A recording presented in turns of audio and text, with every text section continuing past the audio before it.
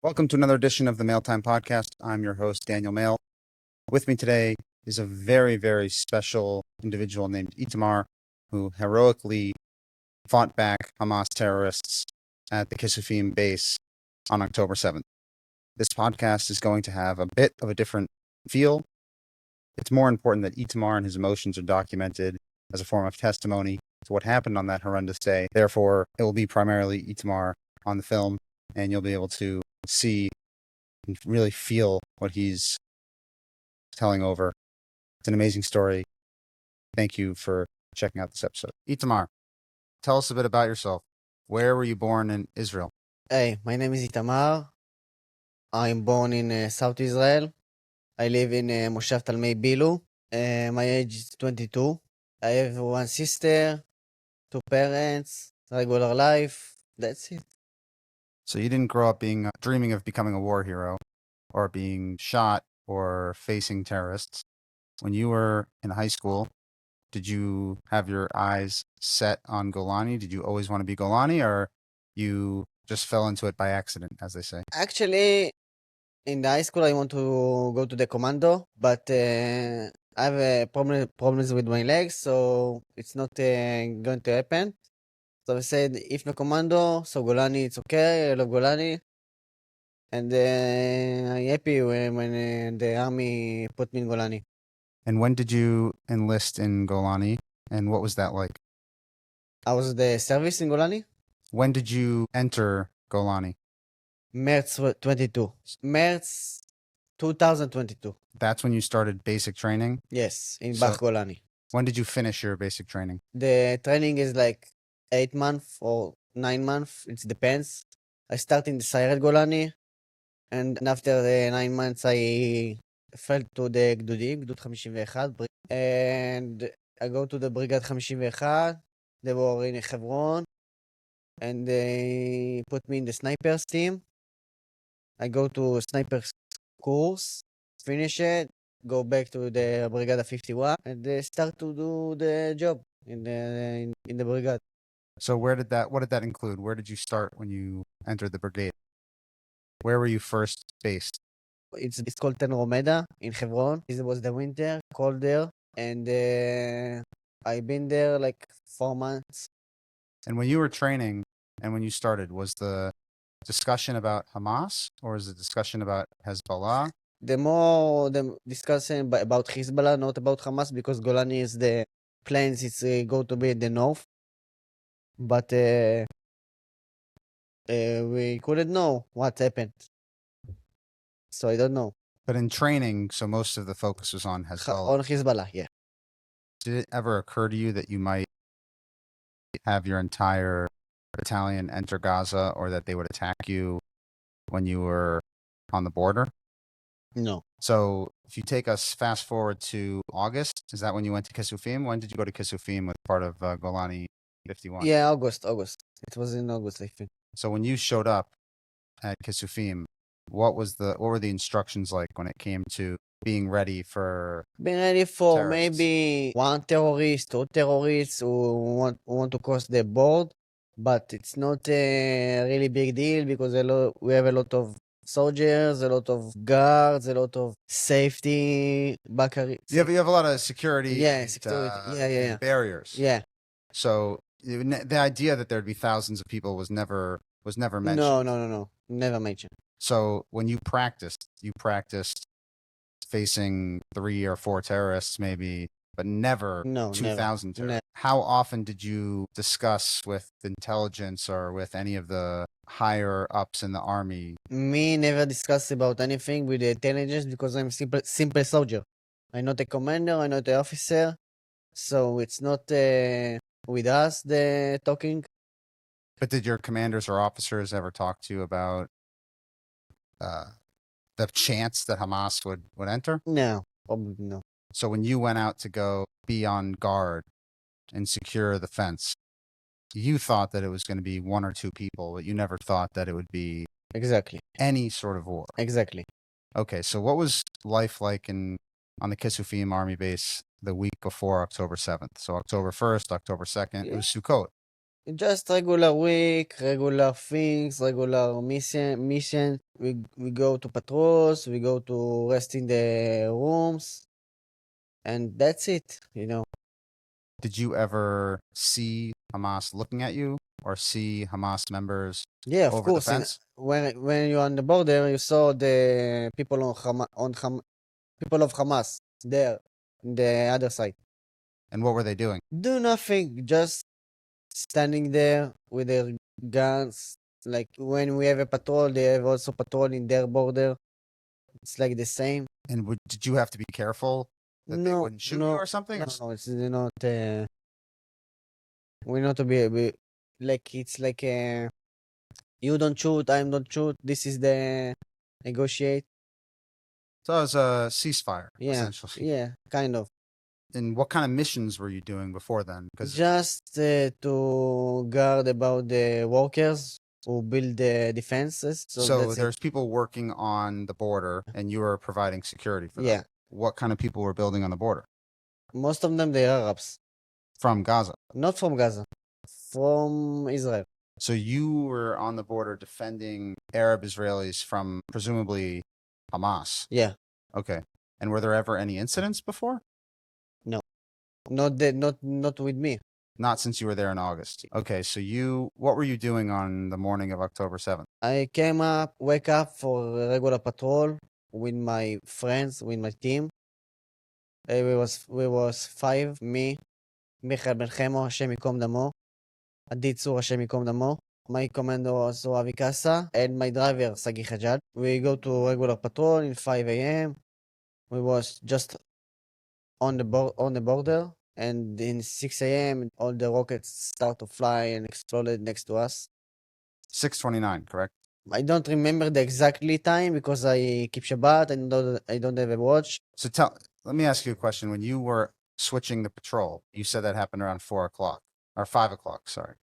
Were there any mentions of not going close to the border or No. of there being any issues? So there was no mention at all of anything. No, that was just gonna- regular patrol. Regular morning, regular patrol, regular day. Okay, so 6:29, everything starts happening.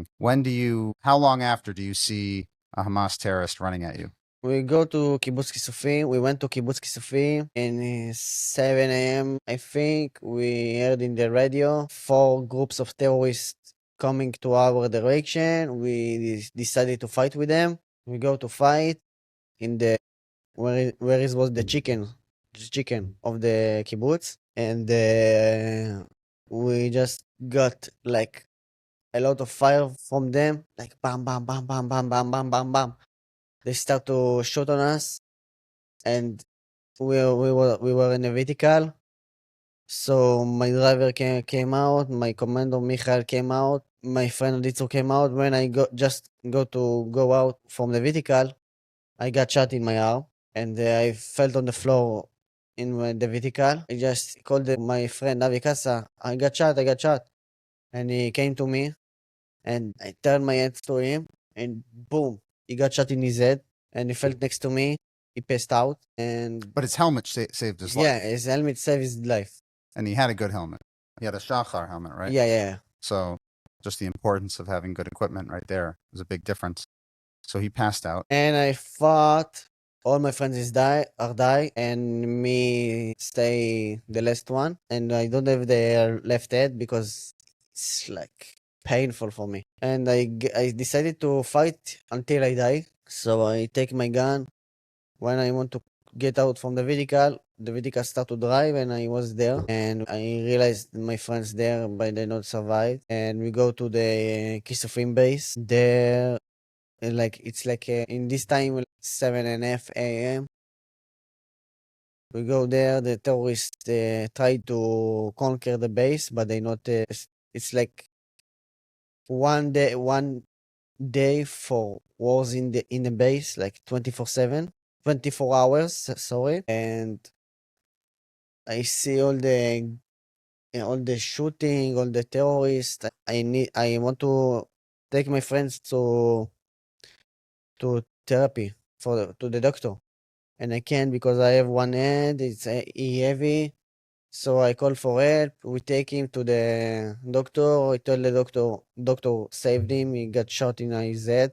I take after that, we are the first injuries. After that, I take the tourniquet, go to some girl there and tell her, and I said to her, you need to put me on his hand, the tourniquet. She say to me, I don't know, but I say to her, it's okay, I guide you. And I guide her. He put me here, the tourniquet. I sit there in the room and I thought to myself, if I go from this day alive, go out from this day alive, probably I lose my left hand. I been there like 5 hours, a lot of injuries come, a lot of dead bodies come to the war when I been. And after 5 hours, I go to rescue and I go with a lot of injuries, but I'm the easy one, the easy injury. So you're shot in your arm and you think you're going to lose your arm, but when you go to the hospital, you're the least injured. Yeah. And did you have a concept of how crazy everything was across the entire country?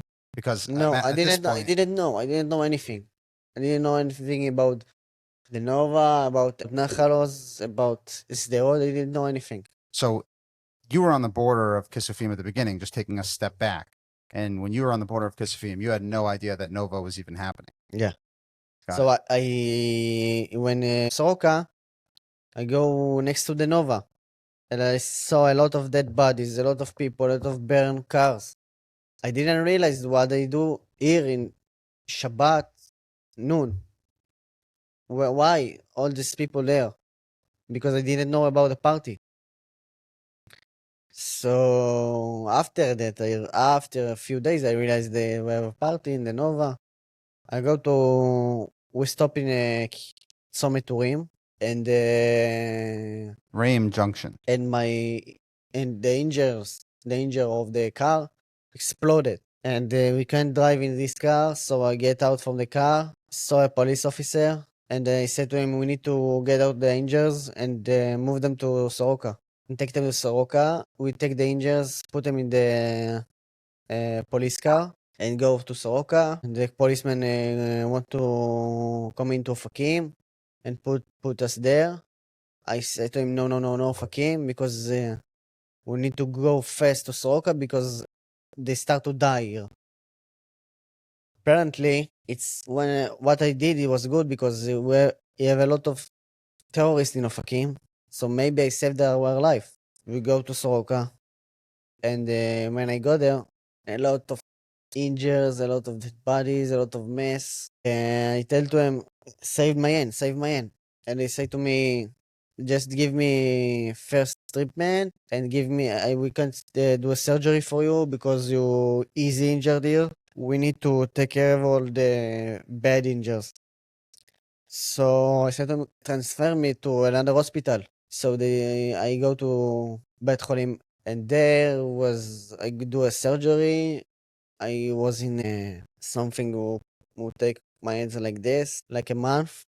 After I get it down for my head, I started the rehabilitation of my hand because my hand was paralyzed like half a year, and You couldn't use your hand for half a year? not for in the 2 months, the first 2 months, I couldn't use anything. After 2 months, I start to move my fingers, but like not so good.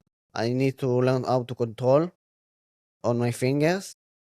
This is the real job. And after half a year, my hand was good enough for me.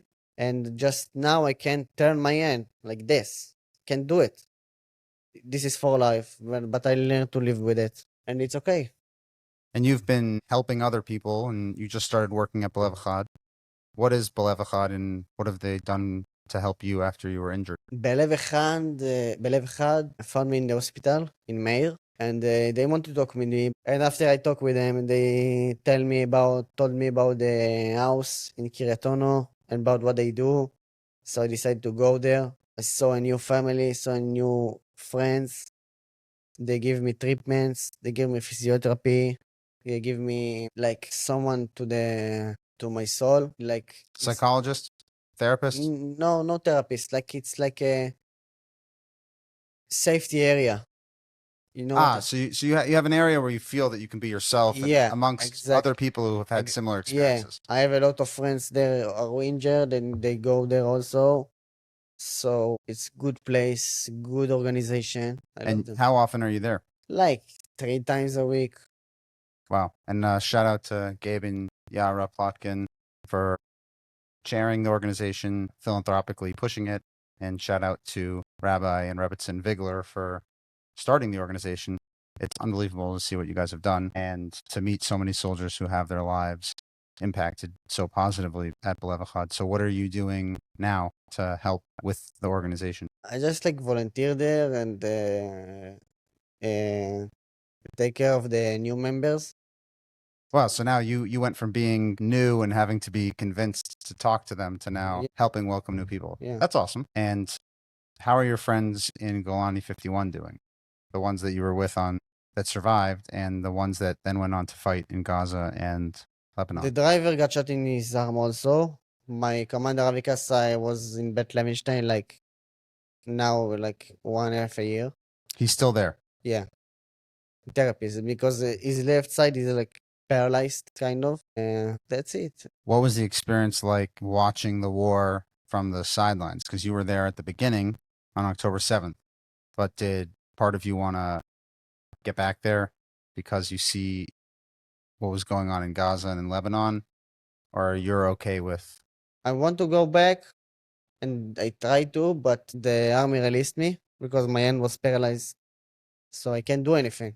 I can't fight. So I released from the army. I have like my profile is not good for a fight. Maybe I volunteer in the future. I want to volunteer in future, but not right now. I need to relax after what happened. I need to build myself again, and probably in the future I volunteer or something. But now it's very difficult. My hand is not so good right now. Also, me also not so good. And I think you're awesome. thank you. But you're saying that you're having sometimes it's a mental challenge. Yeah. With everything going on. What do you want people to remember about Golani 51 from October 7th? What I want to everyone know, we fight like lions, fight like Jewish warriors. We never give up. We sacrifice our life. It's if we need to. So it's not our responsibility because we're just there, but we are few against a lot of terrorists. It was hard. It was hard. How many terrorists do you think there were at Kissufim alone? It felt like 400. And how many soldiers were there that were combat? Maybe 15. 15. Yeah. So After a few hours, a soldier from Egos came up to help us, but in the 5 hours, the first 5 hours, only us. because I know the story of Raz Peretz, Hashem Yikom Damo, he was in a different part of the base. Yeah. But I think, if I recall correctly from his family, of the 22 or 23 people that were in the bomb shelter with him, there was maybe 4 or 5 that were in combat or Yeah. trained. Because they're like the job warriors, Right. the job soldiers, because we need to split some of the kibbutz, some of the next to the kibbutz, some of the base. So we don't have a lot of warriors, so it's our decisions, back then in days. And we actually met because we were helping some of the guys in Golani 51. Briefly, what was the conversation like with your friends as they were getting ready for Gaza and Lebanon in terms of equipment?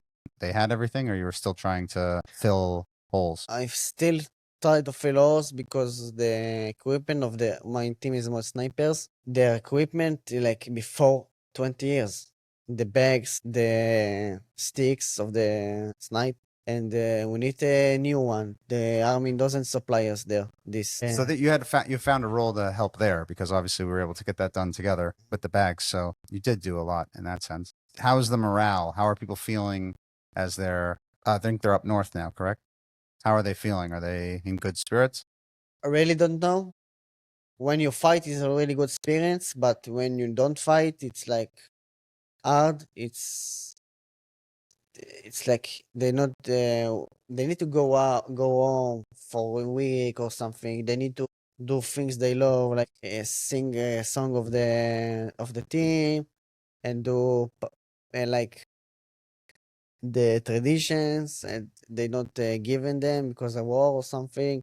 But now you guys really earned your place in Jewish history and the history of the state of Israel, because you guys were the first ones to fight the zombies on that horrible day, and you have the scars to show it, and many of your friends paid with their lives. Those who fell that day, what do you want the world to remember about them? I want the world remember they were heroes. They sacrifice their life for the Jewish people, for Israel. This is what I want everyone remember. And nobody hesitated. They just went to go do whatever it took to defend everyone else. And that puts them in a class above anybody else. Itamar, I appreciate you taking the time. It's an honor to know you and speak to you. And I look forward to having you back on the podcast. And your arm is going to be working even better than it is now. And you'll continue with your work with Telev Echad and others and trying to help as many people as possible. And I know that you're going in a positive direction. And it's amazing to see heroes of October 7th having a great time in Miami. So Thank you. thanks for joining the podcast, and Thank you for thank you to invite me. with pleasure. So thank you to everyone for tuning in, and Shabbat Shalom.